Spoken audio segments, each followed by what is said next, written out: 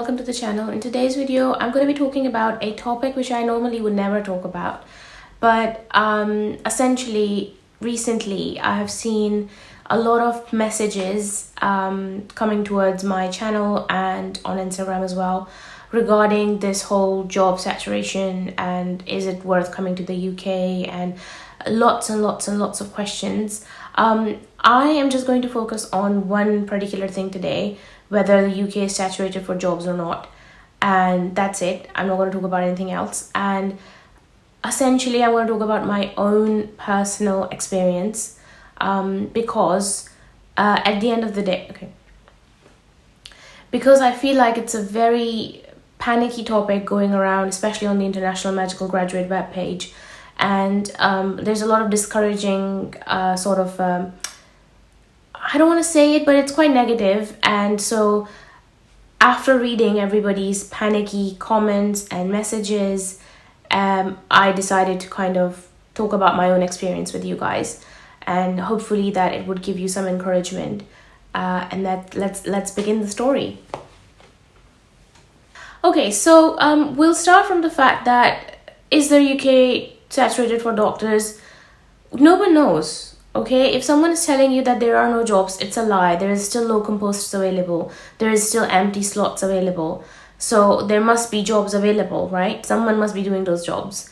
But how I want to sort of make this video is not to talk about any guarantees of how you're going to get the job, or whether it's fruitful to give plab, or whether it's good for you to come to UK. But how I experienced it, and hopefully that would sort of, I don't know, help in this aspect. So I essentially applied, I passed my exam, I got my plab, I got my registration, I applied for it, started applying for it in August. And similar, extremely, not just similar, exactly the same stuff was going on that IMG page, which everybody knows about. And then not just that, but there were senior colleagues, some relatives as well, who would then say, oh, you will never get in, nobody gets a job because it's so saturated, there is no way you will ever move to the UK because nobody ever gets a job. And I was like, okay, cool. And then people would say, you're a fresh graduate, nobody hires fresh graduates anymore, you need to have a very strong CV, you need to have MRCP, you need to have this, you need to have that, and if you don't have all of those things, then no one's going to hire you. And again, talks about QIP, audits, research, paperwork, like so much so was happening during that time. And because I essentially had decided to take plab and leave the country right during my house job because of several horrible incidents, which I may share with you guys eventually at some point. And I was just like, I wasn't prepared to leave anything, essentially. So I didn't have any QIPs, I didn't have any audits, I had a research, which was like a university-based thing, so it wasn't really something big. I had no extra degrees, I had taken no exams besides the plab, and that was it. Like, if you think about my CV at that point, I literally had nothing besides plab and GMC registration. And obviously there was a panic setting inside me as well, and there were incredible seniors during that time. I met a few of them who were quite encouraging, and they were like, no, just keep applying, just keep applying. And that is my advice to you as well, because essentially exactly the same sentences that are being said to you guys right now were told to me at that time when I was trying to get into UK. Similar kind of concepts were being told, that it's not enough money, blah, blah, blah, depressing stories, highly discouraging comments. And then you kind of start thinking, because obviously you've not been exposed to the UK, you don't know much about the UK besides if you came to do plab 2, that's it. You start believing in those things, and then another form of panic starts to set in. And now that I'm sitting here, obviously reminiscing on my journey and talking about this on such a big platform, I actually made this channel because I felt there is so much negativity regarding everything. Like, people aren't positive at all about anything, and life is hard. I wouldn't say anything is a bed of roses. Everything is hard because this is life. And I'm a Muslim, so that's how I believe in it anyways. We're all being tested because we're in this world, in this mortal world. So essentially it's going to be hard. You know, you just can't sort of give up. So people who've taken PLAB 2 and being told that you're not going to get a job, just keep applying, you will get a job eventually. And when that time comes, when you get an offer, it's the interview that makes or breaks things.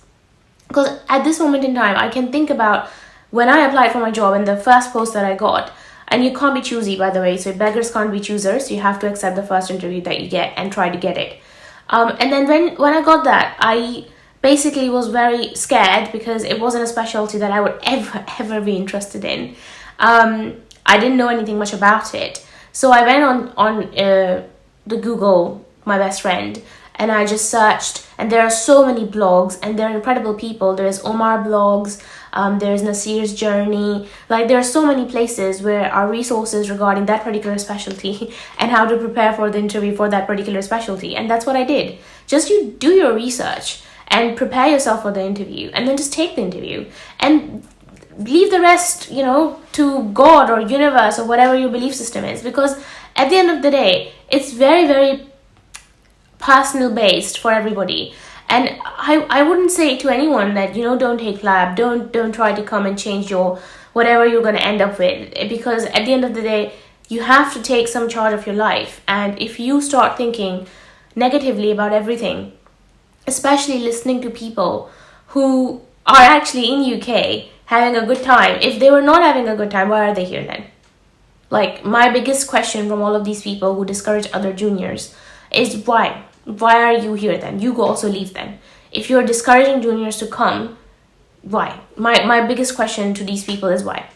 And to the juniors who keep asking me, or the people who want to in aspiration and they want to come to the UK, at least give it a try. Like, stop listening to people and their negative mindsets, because if you do that, you're just gonna get bummed before even trying.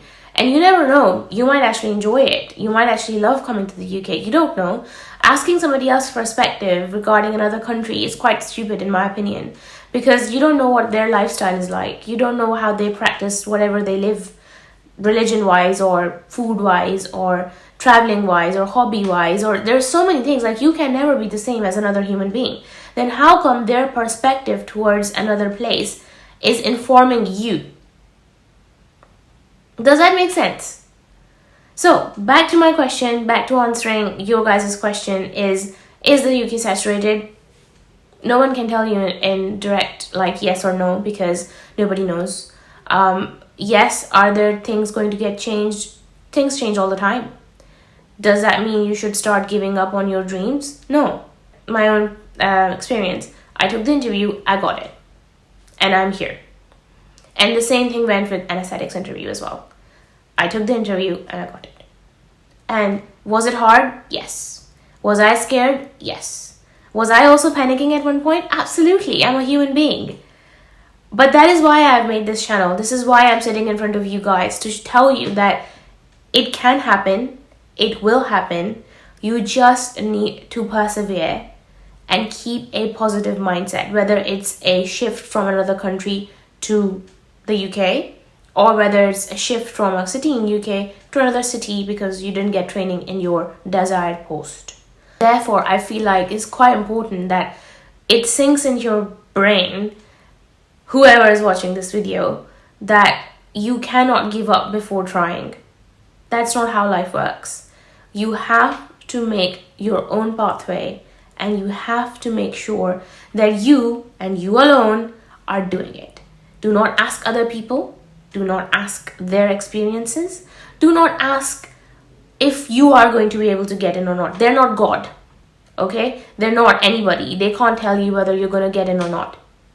They can't essentially tell you that. And always, it was a great sort of advice I got from a senior. And he said to me, never ever, and I never ask for advice or guidance from people who have not achieved what you are setting out to achieve. Always ask someone who has passed the exam, gotten into training, gotten into the UK by doing PLAB 2. Never ask somebody who has failed, because they have a failure mindset and they can never ever guide you, encourage you, actually support you into getting what you are aspiring to get. They're going to discourage you and you're gonna give up before even trying. And I, to this day, hold that person's advice very, very, very high up because he was right. And since then, I have never asked for guidance from people who haven't actually achieved what I'm setting out to achieve. A person who has achieved may not have achieved it in the first attempt anyways. Maybe they have tried several times. But they had the mindset of an achiever. So they tried and tried and tried, and then they eventually got it.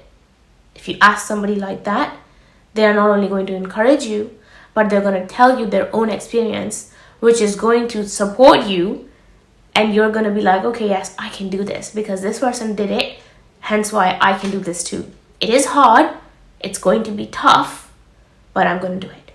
And I hope that this video gives you guys a better mindset to go on with applying for jobs or taking the PLAB exam or basically anything. And as usual, feel free to Instagram, feel free to message me or whatever, try to contact me. I do try to guide as much as I can, and if the same question gets asked several times, then eventually I make a video. It's not something I normally do. I don't talk about myself a lot on the channel, but essentially there's so many panicky messages that I've been getting regarding this whole concept. Is this UK saturated? I hope that this video has sort of given you a silver lining, and then you carry on and doing whatever you want to do with your life by yourself, making your own decisions and not listening to other people who are discouraging you. Take care. I'll see you guys in the next video. Bye.